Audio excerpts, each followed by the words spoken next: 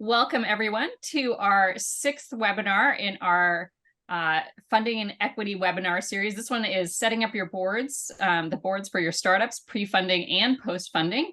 I am Kirsten Loita. I head up university relations here at Osage University Partners, and I'm going to be your moderator today, as kind of usual in this series of webinars. And I'm very, very pleased to be joined by two of our managing partners here at OUP, Bob Adelson and Bill Harrington. I'm going to have them briefly introduce each other, or actually themselves, I should say. Bill, I think it's kind of awkward actually for you guys. Actually, it's kind of fun to have you guys introduce each other. But Bill, I'll have you start off. Thanks, Kirsten. Hi, everybody. Bill Harrington. I am an MD originally and have been doing venture capital for 25 years, for 14 on the West Coast and Sand Hill Road, and then the last 11 going on 12 now here at OUP in Philadelphia. Great. Thanks, Bill. Bob? Thanks, Kirsten. Hi, everyone. Bob Adelson. I'm also a managing partner and co-founder of Osage University Partners. I've been doing venture and private equity for a little more than 30 years, and I help oversee the tech portfolio. Great. Thank you both for being here today and talking about board seats. We're this is the sixth webinar, as I mentioned, in our funding and equity webinar series, and it is the final session that we're going to have in this series. As you can see, that we had 5 sessions before this on founders equity, basics on funding, valuation term sheets, what to expect when working with VCs, and then cap tables and exits and payouts. This one kind of wraps everything up in saying, okay, now potentially you have funding. What is your board going to look like post-funding? Also, what does your board look like prior to that funding? What are you going to be using that board for? And so we'll be getting into a number of those questions today. But first, we do want to mention, because we get this question a lot, where are you going to find this presentation? Everyone who's registered for this webinar will receive a link afterwards that will take you to our YouTube channel, also to our partner portal. For those of you who are in our technology transfer offices, we have this partner portal that has a wealth of technology transfer and startup information on it. The researchers at our partner institutions, as well as the technology transfer officers, can access this. We do have that YouTube channel that I mentioned. Just search Osage University Partners, and you'll be able to find this webinar, as well as a whole host of other webinars that we've provided in the past. So again, look for the follow-up email later this week with those links. We do have a number of upcoming webinars as well. We have a webinar next week in our patient data licensing series on case studies and patient data licensing. And then we have the week following that on September 6th, patient data licensing webinar. That's kind of our culmination webinar, which is a Q&A with several of our panelists that we've had throughout our patient data licensing webinar series. Then in October, and we're just going to be sending out the announcement about this webinar by the end of this week, we'll have our popular Ask a VC webinar that Bill will make a reprise appearance for that particular webinar, as well as Mark Singer from from OUP, where it's basically ask any question that you'd like to know about venture capital and venture capital investing. And especially with the current climate, I'm sure we're going to have a lot of questions on what things are looking like now. So those are our upcoming webinars. And before we get into the content today, I do, of course, want to do an overview about OUP, but also mention that this is really going to be a Q&A webinar. I'm going to be asking questions of Bill and Bob. And a lot of you provided questions beforehand. Please, if you have questions today, please provide them in the Q&A tool on Zoom. That way I can keep track of them and ask them to Bill and Bob at appropriate times.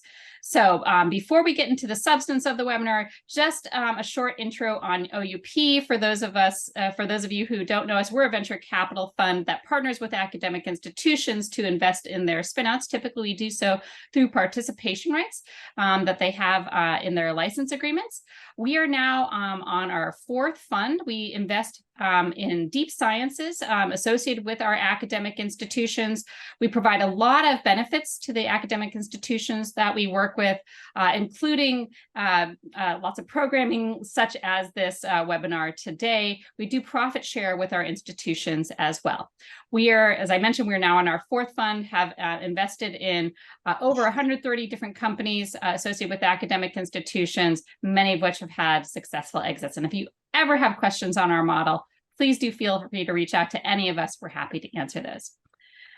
So we do have quite a just plethora of topics around board seats that we're going to be covering today. I'm going to leave this on up just for a minute, and then we're going to take this down as I do the Q&A with Bill and Bob today, just to give you a flavor of the different topics that we'll cover. But again, please do feel free to write in your questions as we're going along as well. So we'll start off with a very basic question to Bill.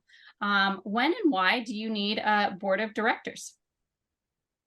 Thanks, Kirsten. It's a simple question, but it's somewhat complicated to answer. I think one thing that's important is to sort out that when you say board of directors, it's not an advisory board. We're talking about a specific legal construct that has certain roles and responsibilities that are defined and you need to be taken into consideration. This is not a board of advisors, which I think we'll talk about a little bit later. So a formal board of directors generally is set up with the intent of protecting shareholders and separating some of the responsibilities of management from governance and ownership. So in terms of when you need a board of directors, a little bit of a naughty question, but essentially it's when you're in a position where you need to professionalize the organization. Certainly, if you're looking to attract outside investors, you need to protect those investors and their interests, and a board of directors is designed specifically to do that.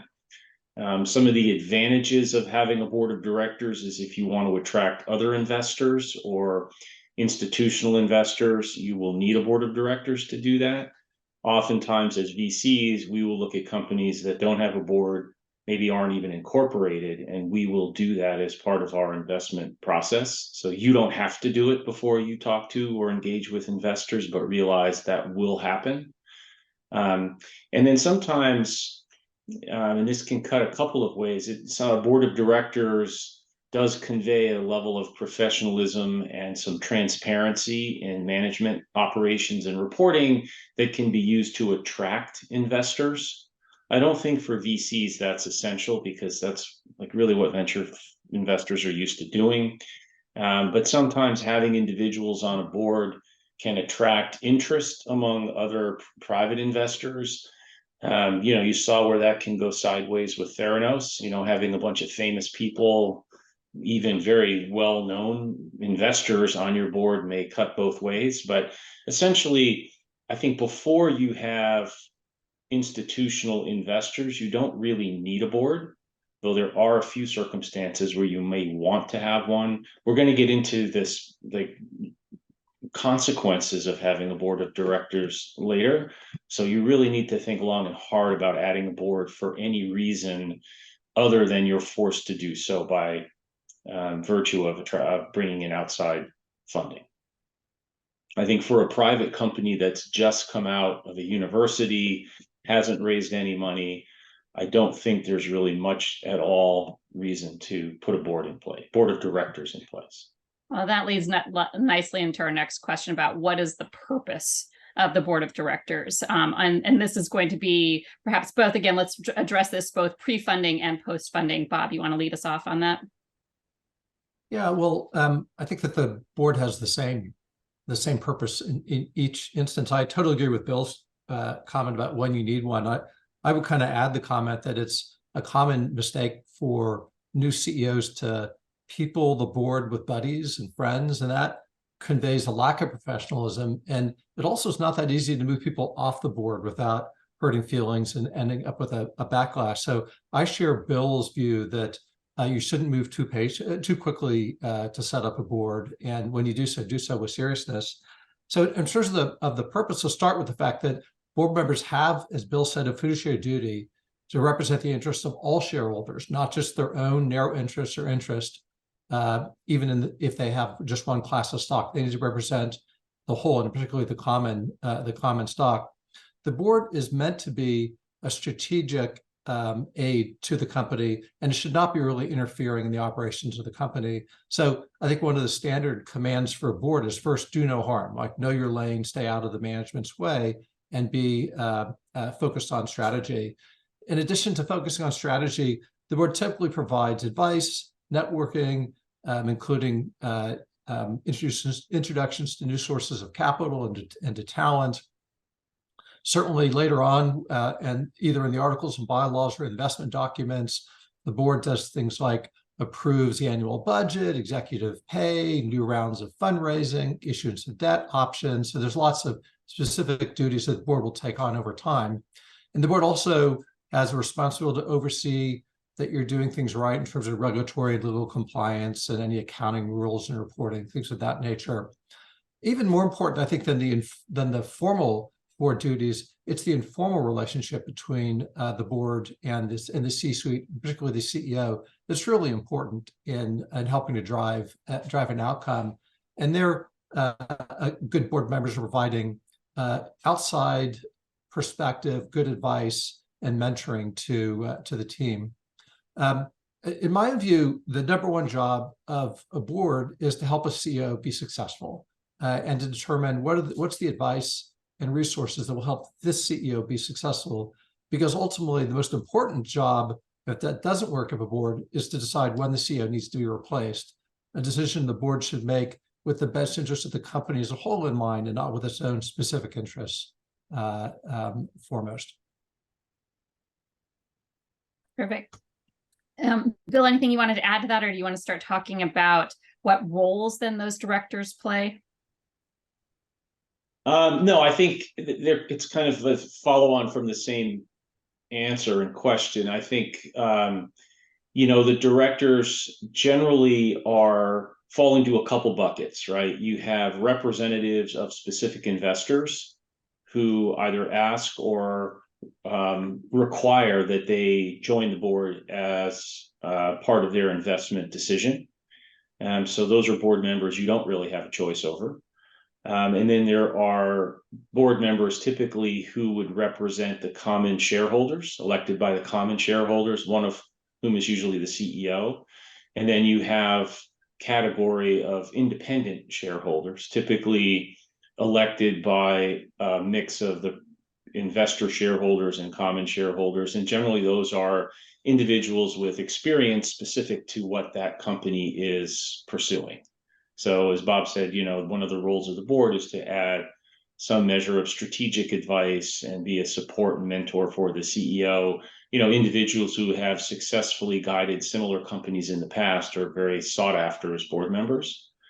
As companies mature and become more complex, you may bring in board members with specific responsibilities. I'm thinking of a financial person, who can head the audit committee as you're thinking about a more, an IPO or a sophisticated financing transaction. Those are kind of far away from most university spinouts as they're thinking about boards.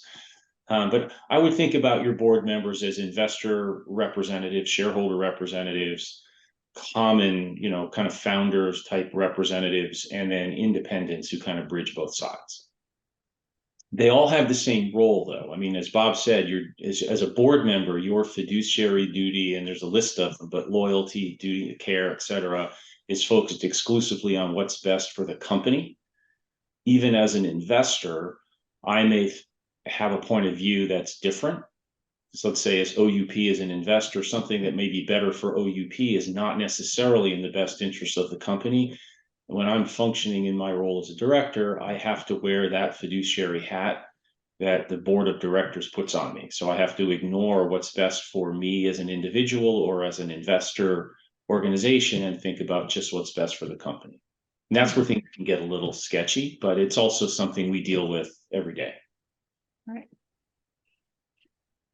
So following up on that, you talked a little bit about composition in your answer. What should the board composition look like at different stages of the company? So when someone's first starting, sounds like maybe don't even consider a board at that time, but then when it is the right time for a board, what should potentially the composition look like? Bob, I'm going to have you start off with this. And then also if you can talk about whether there's any differences between tech companies and life science companies, since we invest in both of those areas. Sure. I'll kind of kick it off. Maybe Bill will editorialize from the life science perspective.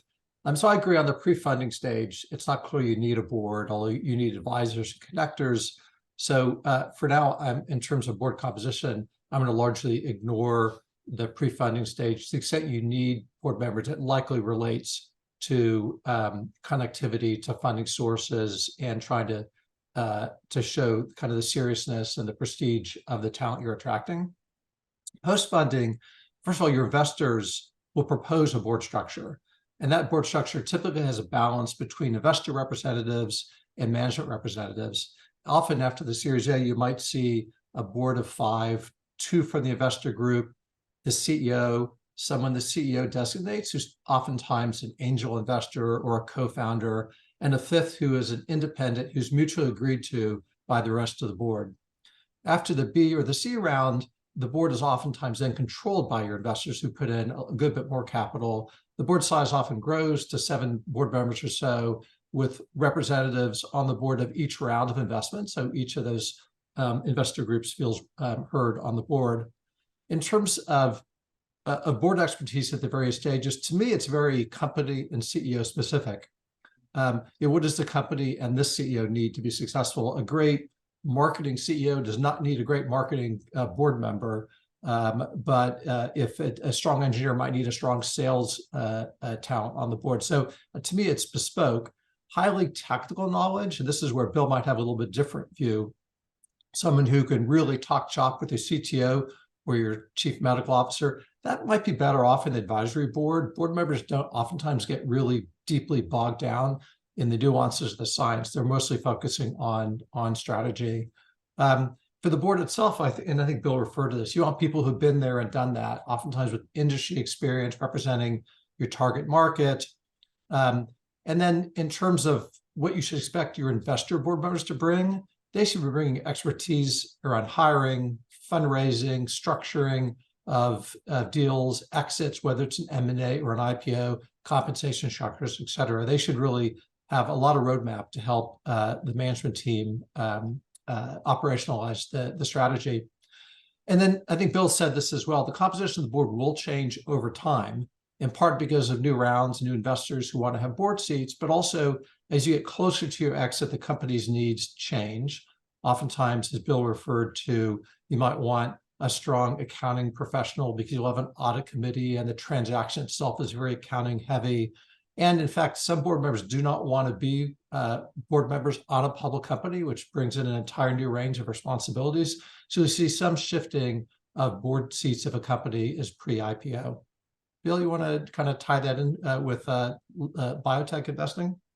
Well, I think it's largely the same. I would agree with your comment that it's rare that you're looking for deep science expertise on a board of directors. I think for the biotech companies, life science companies in general, a lot of the directors have been senior management or CEOs of other private, sometimes public biotech companies. So they are generally familiar with the science, but in terms of the deep scientific expertise that underlies most of these companies, that's really something that the advisory boards would dig into. So again, it's really more they've been there, done that with similar companies. That's what you want to look for. And I think that's probably the same for tech and life science. Great. One of the pre-questions we were asked, and I think you've answered this in somewhat, but I'm just going to ask it directly, is do investors have to be a part of the board of directors? What if, for example, someone is the only registered director of their company, which it sounds like for a very early stage company, that actually could be appropriate. Do you agree? It is possible and appropriate. I think as you start to, develop a more institutional or professional investor base, as opposed to friends and family. For instance, a lot of early stage companies, the early funding is from friends and families, maybe an angel. The board structure there can be very de minimis. And if the angel investor wants a board seat, they get one. And if they don't care, it's not essential. As you incorporate, we are talking about, when we say company, I'm talking about an organization that has incorporated either as a C Corp or an S Corp. And they have responsibility, that relates to, board dynamics as well. But you can have a single director in an early stage company that's just got an individual private investor. But as soon as you start bringing in any kind of structured investment, you really need to look at your board composition. Either institutional investors, as Bob said, will demand a board seat as part of the investment, and that'll be laid out, and we can get into the language of what that looks like later. But I think as a founder, once you start getting multiple shareholders who have invested money, who are not members of the same family or may have individual or divergent interests, it's in your best interest to start to put something in place that will provide the transparency and oversight that a board really provides. Right. And actually, I will go ahead and share that language right now, since we did have a slide on that. So let me go ahead and do that.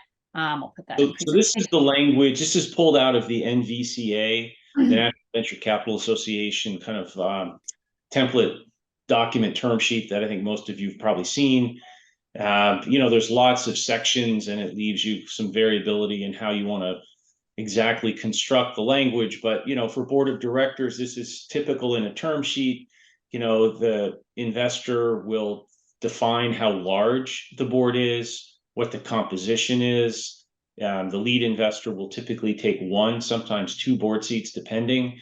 And then there'll be other investors on the board, and they will be here specified. OUP will have one board seat as long as they own X number of shares of the company, and that initial individual is designated Robert Adelson, right? So a couple things. One, it gives OUP the right to a board seat. As long as we maintain our ownership level above a certain point. If we sell our shares, we generally lose the right to appoint a board member. And then you always want to know who that individual is. And we as an investor have the right to change the individual sitting in our board seat. But as an organization, we maintain that right going forward. And then you see here in this particular language, the CEO is almost always on the board. I don't know that I've ever seen a situation where they're not. And then the persons not employed by the company can represent common shareholders, can represent independent board members. And so this kind of language lays out what the board composition is, how many investors, what they have to do to maintain their board seat, usually the CEO, common shareholders, and then an independent. Perfect. Just to editorialize for a second, and Bill, I'd be interested in your view about this. As a general matter, I think less is more. Big boards are unwieldy. You're herding a lot of cats. It's hard when everyone wants to be heard to actually move the agenda forward.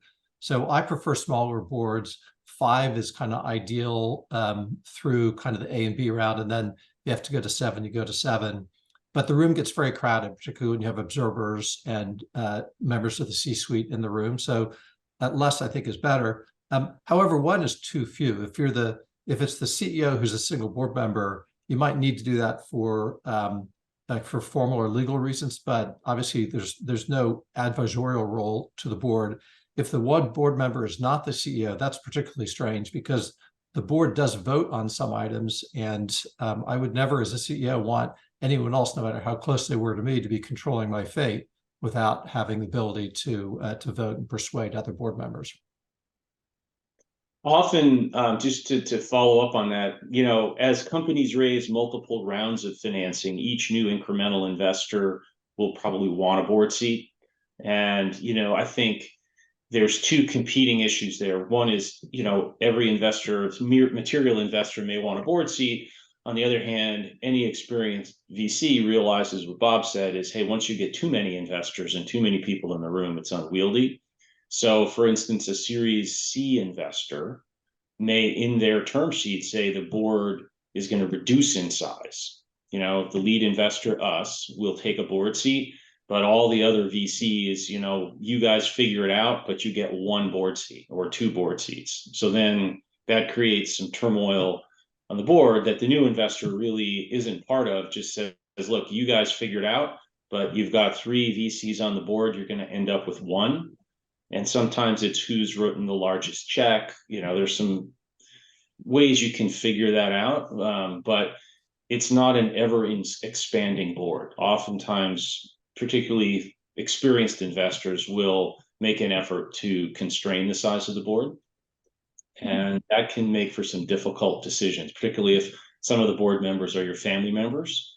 They should understand that if they're on the board when you start the company, they may be asked to leave the board as you bring in institutional investors.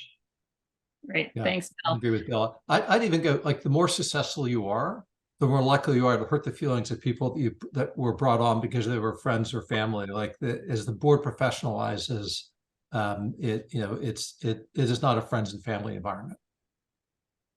Bill, a question from the audience. Sorry, actually, Bob, I'm going to ask this one of you. How does a board of directors for a nonprofit organization differ from a for-profit one? Just because you've been on so many nonprofit boards. Yeah, well, it has the same overall duties in terms of a fiduciary duty, a duty of care, which is to exercise prudent judgment as anyone else, a prudent person would in your situation, and a duty of loyalty to not look out for your own interest and look out for conflict of interest and so on. I think what's different is that instead of being focused on the best interest of the shareholders, you're focused on helping the nonprofit accomplish its mission. So your fiduciary obligation runs to accomplishing mission as opposed to accomplishing a profitability. Great. Thanks. Let's talk about those independent board members. So that kind of last part of the NVCA language that was shown there. How, and Bob, I'm going to direct this to you. How do you choose or decide upon those independent board members? So from a technical perspective, it's usually a vote of all the other directors. Sometimes it's nominated by the CEO for the approval of the investor. Sometimes it's the opposite, but most, from a practical standpoint, everyone puts their heads together, looks at their networks, defines what's the skill set we would like an independent director, and then try to find someone through through mutual networking and an overall approval. So I think that is fairly standard. I think OUP, like I think most other investors, that this is also an opportunity to look to promote diversity, something which we measure. Sometimes, as you guys know, venture firms aren't completely diverse, and so independent directors is a place where we can provide the diversity of perspective we want from boards as well. I think as a company evolves, different needs come to the fore. So, for instance, a medical device company that got its regulatory approval and is now contemplating a commercial launch, right? Bringing in an independent director that has successfully launched a product into the same space or an adjacent space is something that is very common. And you look to your network. You also can hire recruiters. If the company is large enough, and this happens not infrequently in our portfolio, there are search firms that you define kind of what parameters you're looking for. They go out and find individuals. Some of them, many of whom are employed somewhere else. I mean, they can be gainfully employed and be a director at your company. So there are a lot of ways you go about trying to find those independents. And the role that they play really varies as companies mature. Yeah, and independents also can come and go, right? I mean, an independent director that was brought who has great experience in drug development, once you're moving into something, into clinical trials, maybe that director drops off and you bring in a director with expertise in clinical trial design, and the directors don't take it personally. But it's a dynamic. The boards are dynamic. I guess the message I want to convey. Yeah, and on the tech side, you also Bill referred to the fact that venture investors, it's a little bit of a double-edged sword when they're on the board, because they're trying to represent the interest of the entire company, but they also have their specific interests. Independent board members oftentimes also have a double-edged sword, and that's particularly when a tech company decides to bring on someone from the C-suite of another tech company that could be a great business development partner or a distribution channel. And that sometimes works really well, and sometimes it works really poorly. And The worst, which you've seen any number of times, is when you bring someone on to further a major alliance, and the alliance either doesn't materialize or it's always going to materialize a quarter or two or three out, and you're stuck with someone who's kind of a single purpose board member who's not delivering the goods. And then if you kick them off, there actually could be negative consequences. They don't feel that good about. So you have to be very careful about the idea of strategic board members joining your board. We're going to talk about some of the pitfalls, et cetera, that you can watch out for later. I do want to get into some practical things about boards, and operational. So, Bill, how often do the boards meet, and what other interactions do the officers in the company have with the boards? The meeting frequency is defined in the corporate bylaws. It can be once a year as a minimum. Most private company boards meet quarterly. That seems to be a reasonable cadence for most companies. I think the most frequent regular board meeting cadence I've seen is every 6 weeks, but it's what's required. And those are formal board meetings. And then, there is typically relative frequent contact between the CEO and various directors over time. Sometimes it takes the form of an update call. So the CEO will schedule something, board members can dial in, and it's a chance to, get an update on progress between board meetings. Oftentimes, there are a lot of one-on-one communications between directors at this level and the CEO. It's rare that board members would go to other members of the management team directly. Typically, you want to go through the CEO. So for instance, I wouldn't call the CSO of a company to talk science unless I'd cleared it with the CEO. They like to control, and I think should control, board communication. But I think quarterly meetings are appropriate. In the post-pandemic era, those can be a mix of in-person and Zoom meetings. I think most of our companies have gone back to kind of every other in-person. And that gives folks the opportunity to develop the personal connections and then the efficiencies that Zoom or video conferencing can provide. Yeah, for early stage tech, you'll sometimes see a little higher frequency because the strategic cycles are so fast. You're making so many decisions early on. So you might start with kind of 6 board meetings with some calls in between. Absolutely, it normalizes to about 4 board meetings a year over time with some informal interaction. So I think it's you can tailor it to the company's needs. Bill also raises like an interesting point, which I was trying to think how to address before, which is it's entirely right that board members shouldn't be calling directly to employees willy-nilly to get direct information. That's a great way for different board members to start seeing different perspectives. And if you don't have a shared reality, you have a mess. But remember, I said one of the key issues for boards is deciding when to replace the CEO, which is very difficult to do if you don't talk to key people in the organization. And usually when you reach that point, key people in the organization might be reaching out to you. But it does get a little fuzzy, and you can't exactly call the CEO and say, I want to talk to your people to see if you're doing a good job. So when a company is performing poorly, and questions of leadership arise, some of the formal rules that Bill mentioned begin to give way a little bit to the practicalities of trying to figure out what's really not working. Kirsten, we're going to get into how board meetings are structured a little later. Yes, we are. We're going to get into the agendas. Yes. Yeah, we'll touch on some of these things. Yeah. So let's just talk about chairing the board. Bob, who should chair the board? Yeah, so I'm a big believer that the CEO should not chair the board, and someone else on the board who's experienced and has good kind of native leadership skills should.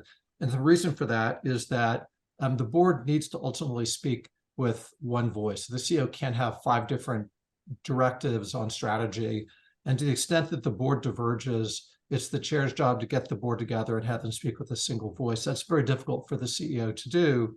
Particularly when the CEO is kind of the linchpin of the strategic decision making. So I think it's much best, and also much better use of time, to have someone other than the CEO herd the cats when the board needs herding. Bill, let's talk about observer board seats. First of all, can you just define what observer board seats are, and then comment on whether observer board seats are something that are typically seen, are they a good idea, et cetera?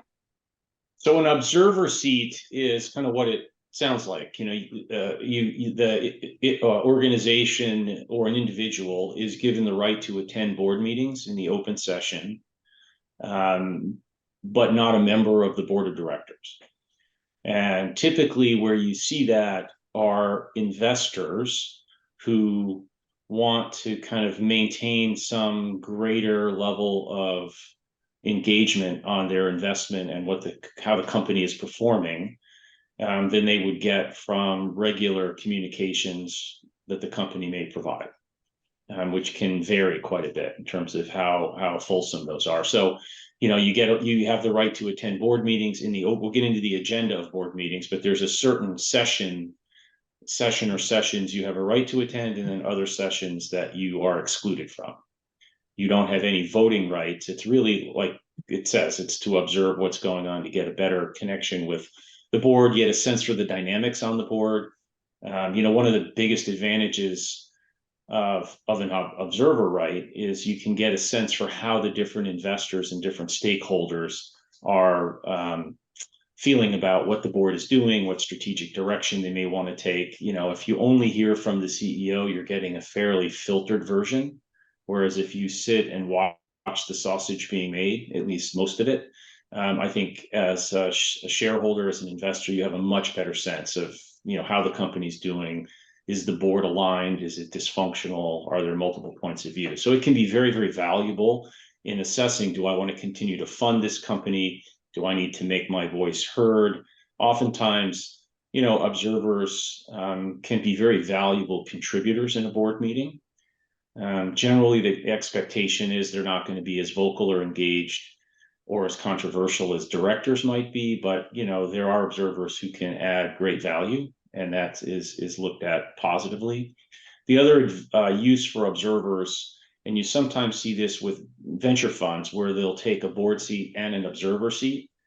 And the idea there is you can bring a more junior investment professional with you, and it's an opportunity for those individuals to get a glimpse of what being on a board is all about. After the meeting, the director can talk to their colleague who's an observer and say, here's kind of what was going on there. Did you see that? Did you see that? They can answer questions. Why did so-and-so take this position? And, it's a step on the way to being a more experienced director when it is your turn. So we see that, and that's generally acknowledged and accepted by most companies and investor-led boards. Great. So it sounds like it's very common, very well accepted. Bob, any comments from the tech side? Any differences? I think it's pretty consistent. There's a huge range. Like, observer is probably a misnomer. There are some observers who really act like they're non-voting members of the board, and they talk a lot. And when the room gets filled and you've got 7 board members and 5 observers, it can get really noisy, and that becomes problematic. And there's some, I think, seasoned CEOs, therefore, who don't like observers because it's just too many voices. And there are other observers who really do just observe. And I think you just want to set expectations clearly as you take on observers. Great. A number of observer seats, investors take observer seats, and we've done this occasionally, where we only really attend if there's a major decision being made or a major controversy being discussed or strategic pivot, where you just want to stay apprised of really what's happening at a more granular level. Right. And I have seen, companies really restrict observers because it does get too crowded. Right. Well, let's talk about other boards, advisory boards in particular. Bill, what other advisory boards should my company have, and what purpose do they serve, and perhaps when should I have those? And obviously, I'm particularly talking about scientific advisory boards, but there may be other types of advisory boards as well. Yeah, it's a good question. So I think most companies that are coming out of the university labs, the type of things that OUP looks at and invests in, can benefit from advisory boards. And that may be maybe a couple people, it doesn't have to be a large group, but I think individuals who have experience in the relevant scientific areas of endeavor that are being, commercialized can be very helpful. I think one of the pitfalls that we see frequently with scientific advisory boards is a professor at a university who's starting a company will call three of his colleagues that he has collaborated with and they kind of are aligned with and start an advisory board. And that's not kind of a team of rivals, right? That is, folks that are somewhat sycophantic about it. And, that as an investor is not very helpful. What we try to encourage are advisory boards where you may have individuals with similar levels of expertise, but perhaps somewhat differing opinions. So there's a little more fulsome discussion, a little more debate and disagreement, and that generally informs a better decision making. So we like to see some diversity on the scientific advisory board, and that for biotechs, that would be the biology itself or the chemistry or the deep science behind whatever endeavor is being prosecuted. Usually it's a drug of some sort. As the company matures, we develop a clinical advisory board, which is separate from the deep science, and this is more indication specific, where you have experts who look at the biology and say, well, here are some areas where it might be useful and have connectivity to that patient population. They understand what the standards of care are, what the unmet needs are, some of the pitfalls of bringing a new drug or developing a new drug in some of those indications, and can help with clinical trial design and ultimately, commercial opportunities. And sometimes those boards get admixed inadvertently and they become less functional. So I would try to keep the truly scientific group a little bit separate from the clinical group. Bob, do you want to comment on tech on the advisory boards? I think Bill really covered it. Okay. For some software companies, you'll eventually see a customer advisory board or a group as well, but that is downstream for most of these early stage companies. Okay. And then, Bob, can someone be both a board member, so a board of director member and an SAB member? They can, yeah. Advised or not advised, or neutral on that? I think feels very specific to the individual, so I think I'm mostly neutral. Okay, great. I think what we see in life science often is the scientific founder of the company can sometimes head the scientific advisory board, which is very typical. Yeah. And oftentimes that individual is a common representative, at least in the early days on the board. That's where I see that overlap, Kirsten. Okay, great. That's good to know. All right, Bob, how does compensation work for board members? And let's talk about all the types of board members that we've now mentioned. So could you lead us off on that? Well, typically investors who represent investors or themselves investors don't get compensated. And so we're really talking about independent board members or that are the folks, the only ones that we see getting compensated. I'd say it's mostly in the form of stock options. It is typically subject to a vesting period to be sure they continue on the board to contribute 4 years or so vesting. And the value varies quite a bit on a bunch of circumstances. And I think Bill and I have the same experience here. Usually founders overcompensate their early board members, advisory board members. So I would worry more about whether you're paying too much rather than too little. I usually benchmark a value of give or take $50,000 a year, kind of 25 to 50 a year. That might translate for a board member to a point or so over time during the pre-funding period. But I don't see really anything more than that, and oftentimes less than that. SAB kind of similar comments, but in order below that in terms of total amount. And so typically equity compensation, not necessarily cash compensation. That's correct. Okay. Bill, anything? A couple of things. You do pay expenses. So if there's travel to a board meeting, that's on top of it, obviously. The one caveat, particularly on clinical advisory boards, is conflict of interest issues. If you have clinicians on your advisory board that will be a principal investigator or an investigator in your clinical trial, some institutions have conflict of interest rules and regulations around whether or not they can own equity in a company they're a clinical trialist for. And that is often institution specific. And then obviously, if they're going to present from the podium, they will have to present the fact that they are an equity holder in the company whose data they're presenting. And that is sometimes viewed differently than if they are independent of the company financially. So just a couple things to think about when you start compensating on the clinical side. On the scientific side, it's somewhat less relevant, though the presentation disclosure is common. Bob, you mentioned about vesting with regards to the equity compensation that these independent board members are receiving. What happens, and this is a question from the audience, what happens if you rotate that person off? Does their equity then vest immediately because it wasn't necessarily their choice, or how does that work? Well, I think it's specific to what you negotiate, but I typically would not have it vest automatically. They have a value per year they serve, and the options that vest should represent that value, and they're really there to serve for the pleasure of the company. It's not that usually have a vesting if someone's fired without cause because there's an opportunity cost for them to have and there's a major loss of income. I don't think it's appropriate to vest a board member who you don't need anymore. Okay.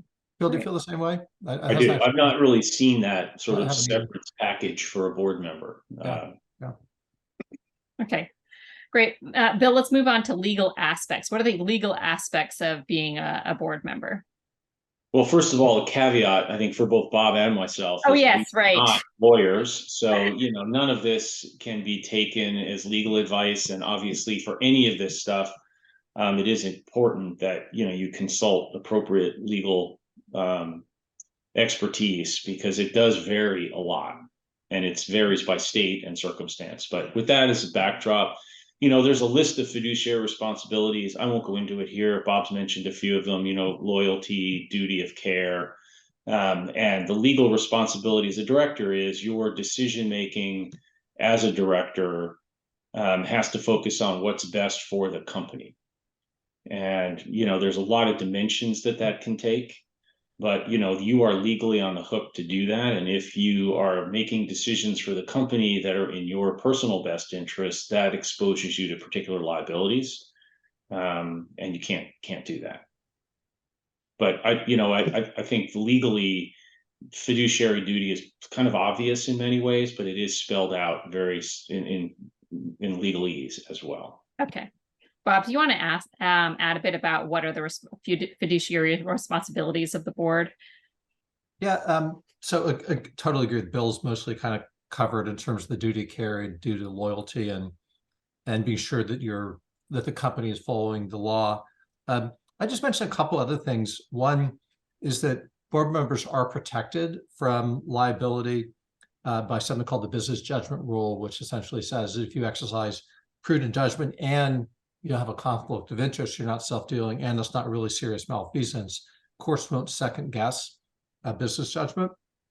That said, most board minutes are very high level and ambiguous. We don't go into specifics on the board minutes because there's no real reason to open yourself up to misinterpretation. So as I said, in terms of number of board members for minutes as well, less is typically more. So I probably wouldn't add anything at this point.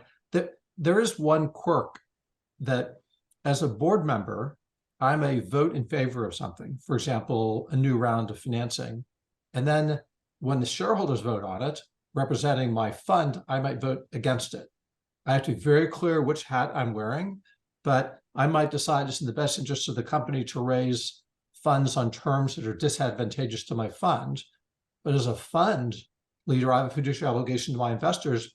And if I think those terms are unfair to my class of stock, I can vote against it as a stockholder. So, fiduciary responsibilities, as long as you're explicit and very transparent about what hat you're wearing, you can exercise both. You can discharge both fiduciary duties at the same time. Right. Bill, we're going to move on to the mechanics of a board meeting, and I'll go ahead and share the example board meeting slide, but can you just talk through the mechanics of how a board meeting actually runs? Sure. I mean, it's very bespoke. At the end of the day, every meeting is a little different, and companies will focus on whatever topics are of most critical concern at that moment. and that can dominate almost the entire meeting. But there are certain things that are generally touched on. So, usually you start with an executive overview by the CEO, kind of hear the high level things we've done, things we haven't been able to do that we wanted to do, new opportunities, relatively quick, relatively high level. And then all of these companies have operating plans and budgets that the board approves or has approved. And then, there's a review of how are we doing versus the plan. And most private companies are behind plan in some dimension or another. And really, it's how far behind, what are we doing to mitigate it? What are we learning? Oftentimes, you put a plan in place before you've ever really tried anything. And as you start trying it, you realize, gosh, our plan has some assumptions that are faulty. We need to review those and maybe recast the plan. So, plan can be somewhat dynamic, but really there's usually a template, and you're looking at how are we doing versus what we plan to do at the last board meeting. There's a use of proceeds and where are we on our cash. There's, the finance person will go through kind of a review of the financial statements. Usually it's not a big deal in these small private companies. They're all burning money. Very few of them are revenue generating. Maybe on the tech side, software side, that's different. And you kind of review on real time every quarter, how are we thinking about cash out versus the plan versus modifications to the plan? And when do we need to think about future financing event? And that can change from quarter to quarter.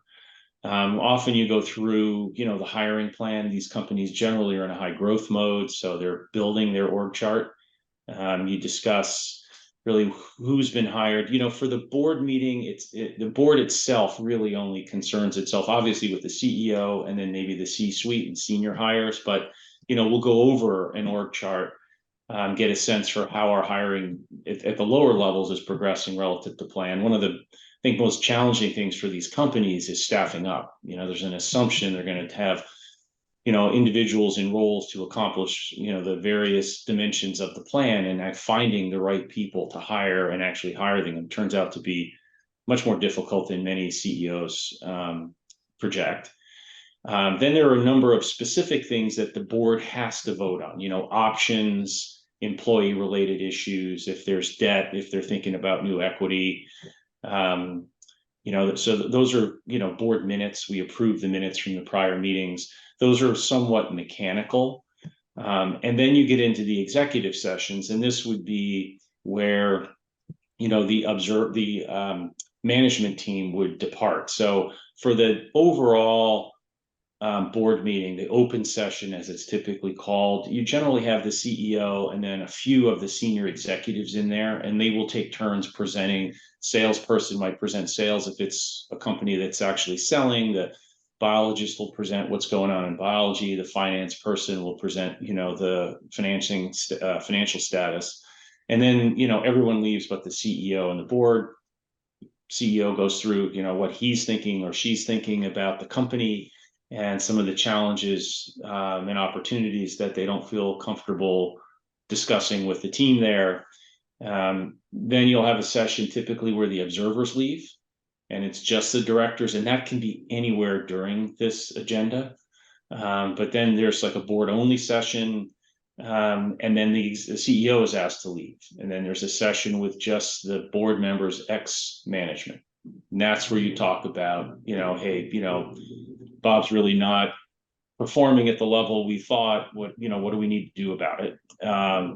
I thought it was Bob deserves a raise. What are we going to do about it? Yeah, or Bob deserves a raise, or he's really outperformed. This has been really nice. Somebody should send him a gift. But that series, that's an executive session. And then if there are strategic investors in the company, typically there's a session where you excuse the strategic investors, and that gives the board a chance to talk about business development activities, maybe interest in acquisition or partnering without any strategics in the room.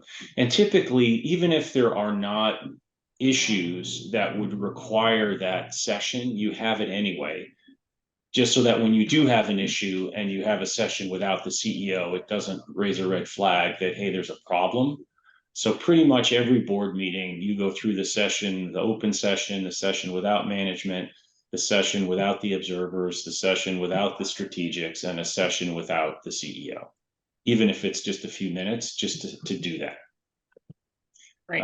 And that's pretty much it. And any one issue can dominate 95% of the meeting if there's a major issue on the table, and that can be anything. Bob, do you want to comment on anything different with regards to tech? It's very similar. The only difference is hopefully the tech companies get into revenue earlier in their life cycle. And so when you're looking at the plan in the early period of time, you're really looking at product roadmap, where I think it's quite similar to biotech. But soon you're looking at go-to-market success, what's working, what isn't working, customer success. And so the planning begins to look at different company success metrics. But otherwise, it's Bill, I think, got it exactly right. Great. Well, we only have a couple of minutes till the hour. We are going to go an extra 15 minutes just because we have a number of questions still to get through. We're going to focus especially on issues that come up with the board, maybe dysfunction, issues that the board are dealing with. But if people do have to leave the webinar, we are recording this so you can watch the rest of it later. We do have a survey that will come up at the end of this. It'll also be in the chat. Katie will put it in. It's a very short survey. We do really appreciate your answers to the surveys. That's how a lot of these webinars that we do actually are formed, is based on your suggestions and the answers to the surveys. So I'm going to take us off of this particular slide, but let's just talk about some issues that happen. And this is actually one that question from the audience that came up as you guys were talking through this slide. Is it typical of the board to be transparent to the CEO or other members of management if they think the CEO needs to be replaced? Bob, do you want to take that first? Well, hopefully it's not a surprise to the CEO that the company is struggling, and there's questions about leadership, and that the CEO has had ample opportunity to to take corrective actions, get coaching, whatever's necessary, so that when a change happens, it's a change which is forecast well in advance. I don't think you advertise that across the organization. That's really between usually the representative of the board or two and the CEO. So I think it's usually transparent in the board. It should be transparent to the CEO. In limited circumstances, very limited, it would be a surprise. Typically, after the session without the CEO, particularly if there are issues or feedback for the CEO, the board chair will follow up with the CEO one-on-one and say, here's some feedback from the board. And sometimes it's tough love. Sometimes it's just, hey, here are some things that we like and we'd like to see more of. But usually that's the final kind of close the loop discussion. Yeah. By the time you're thinking of replacing a CEO, that conversation has happened multiple times, and there's been a lot of discussion. It's not a sudden decision. Yeah. My advice to CEOs is to always seek constructive criticism after every board meeting. What can I do better? What are the learnings? Don't wait for the board to come to you, but you should be proactive and on a kind of a journey of learning and improvement, particularly if it's first time in the CEO shop. That's a really great idea for any person taking that CEO role, is getting that feedback. So, okay, so we have a couple more questions come in that I'm going to ask you. Is there a downside to forming a board too soon versus allowing investors to create the board later? Anyways, Bob, do you want to take that one? It's not a dramatic downside. It's just a bother. Like, you have to negotiate people off the board if the VCs don't want them, if they're not bringing real value. And of course, it has cost because you've probably given them all options. So I don't think, unless you've done a terrible job in choosing your board and they have giant egos, I don't think it really changes the company's trajectory. To me, I would classify it more on the nuisance side than as something more existential. Great. Bill, what are your views on the university, the licensor, exercising board observer rights? Is it appropriate pre-funding? Is it appropriate longer? What are your views on this, and have you seen that very much? It's not common, but we do see it occasionally pre-funding. Particularly if someone from the tech transfer office has experience with new company formation, that can be helpful. But I think to realize if and when you do attract venture investment, that role would probably go away. for a variety of reasons. But, you know, the university is a licensor and the company is the licensee. So there's a somewhat adversarial relationship there at some level. And investors sometimes don't want the university present during discussions around licensing terms or issues. It's not common. But generally, the feeling is that those individuals can add a lot of value pre-funding and post-funding, particularly given the desire to keep the number of folks in the room to a minimum. That becomes less compelling after a Series A financing, let's say. Great, thanks. Another question here that was written in beforehand about addressing conflicts of interest for university professors who are also on the boards of their startups. And, you know, I think in general, like people attending this webinar understand the conflict of interest policies that their universities have, and following those guidelines the university has about the obligations, the primary obligations that the professors have to their employment at the university. But you know, how do you see the conflicts of interest associated with these professors, whether that he or she or they have this position associated with their startup company, but then they're also continuing their research at the university? Bob, do you want to address that? Yeah, I mean, I guess first and foremost, as long as you're a board member, your primary fiduciary obligation is to the company. It's a legal obligation, and you need to navigate the conflict you have for the university before you take the board seat. Be very clear and transparent about which role you're playing. And so I'm almost like I maybe a VC perspective of being dismissive of the conflict. You got to handle it on your side of the table, because when you're on the board, you're a board member, and that's all you are. Right. Not very nuanced, Kurt. Right. All right, Bill, another question from the audience that was written in beforehand. It would be interesting to hear what people do wrong when setting up boards. In addition to the, you know, we've talked about the proper way to potentially execute, but what are some pitfalls that people run into perhaps when they set up these boards? And we talked already perhaps about having too many friends and family members who you need to roll off and the hurt feelings, et cetera. But anything else that you would like to mention?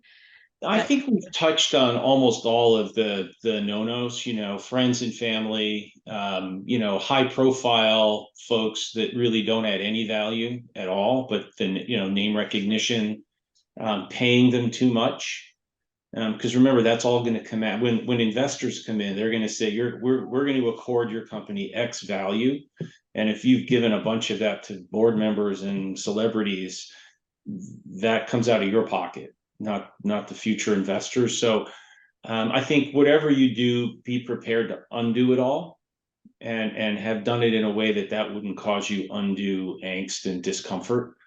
But I think we've touched on most of the things not to do. And quite frankly, I don't really see a role for a board of directors before you've funded the company. Yeah. I think it's more of a hassle than it's worth. Yeah, it's almost more of a who than a what.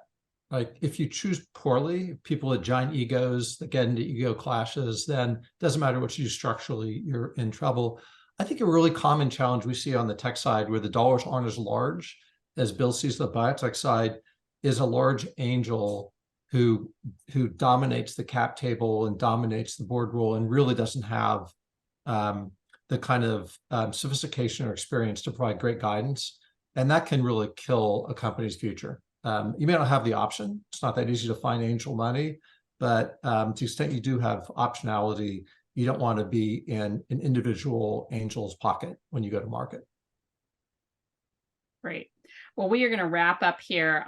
Anything else you would like to advise about boards before we wrap up, or any kind of highlights from today that you'd like to once more just bring people's attention to? Bob, do you want to start? Well, I think one question that came up before that I thought was interesting is, how do you handle, what do you do when the board isn't functioning well? Yeah. And which is, I think, a great question.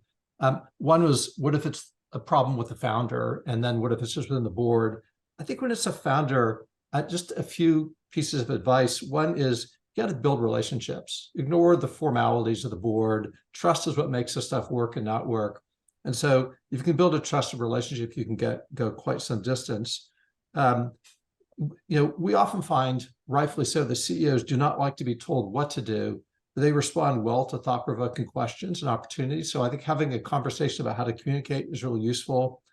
Third, executives tend to learn better from each other than from the money. And so we like to do peer-to-peer advice through the portfolio rather than try to dictate to our CEOs. That helps struggling CEOs do a little better. And fourth, the board needs to speak with one voice. Sending mixed messages is just a giant problem for all founders. When the board itself is poorly functioning, first, you can try to seek help, bring in a facilitator, executive coach if it's really hard, but that's difficult because usually VCs aren't that easy to facilitate. You can, as a founder, ask for unified written takeaways to the board meeting so you don't get 15 different perspectives. So you can insist that the board and executive session reduce itself to one perspective. But the thing you can really do to fix a dysfunctional board is raise another round and get a new board. Other than that, I have limited advice. That was pretty good. That wasn't that limited, though. That was really good advice, Bob. Bill, anything that you would like to add? No, I think that's pretty comprehensive. The only caveat is as venture investors join the board, sort of funding round after funding round, you really can't get rid of them. And that's where a lot of the board dysfunction comes from, is different series of preferred stock have different terms and different prices and different motivations. Some firms are running out of money. They don't want to put any more in. Other firms want to put more in. I mean, there's a whole variety of conflicts that can arise and areas where groups are no longer aligned. And I have seen, fortunately, not commonly, but several very dysfunctional boards because the investors are dysfunctional and not aligned. Has nothing to do with a good CEO or management. And it's really, really hard to get out from under that.